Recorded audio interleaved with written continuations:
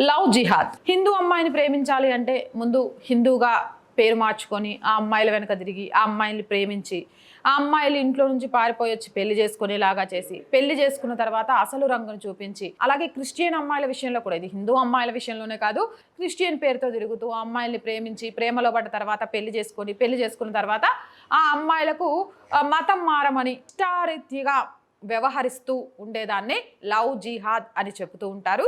ఈ లవ్ జిహాద్కి సంబంధించి ఇప్పటికే బీజేపీ పాలిత రాష్ట్రాలన్నింటిలో చాలా వరకు కూడా చట్టాలు తీసుకొని వచ్చారు. మధ్యప్రదేశ్లో కూడా ఈ లవ్ జిహాదులకు సంబంధించి చాలా కఠినమైన చట్టాలను తీసుకొచ్చారు. ఈ నేపథ్యంలో లవ్ జిహాద్ చట్టాన్ని కొట్టేయాలి అని మరూహ్ అహ్మద్ ఖాన్ అనే ముస్లిం పెద్ద మధ్యప్రదేశ్ హైకోర్టును ఆశ్రయించాడు. అంతేకాదు సోషల్ మీడియాలలో కూడా సెన్సార్ కట్టియాలి, లవ్ జిహాద్ అనే పదాన్ని వాడకూడదు అంటూ కూడా కోర్టును ఆశ్రయించాడు. ఈ నేపథ్యంలో కోర్టు దిమ్మ తిరిగిపోయేలాగా ఈ లవ్ జిహాద్ చట్టాన్ని తీసేయడం కుదరదు అని ఆ మౌల్వీకి షాక్ ఇచ్చింది.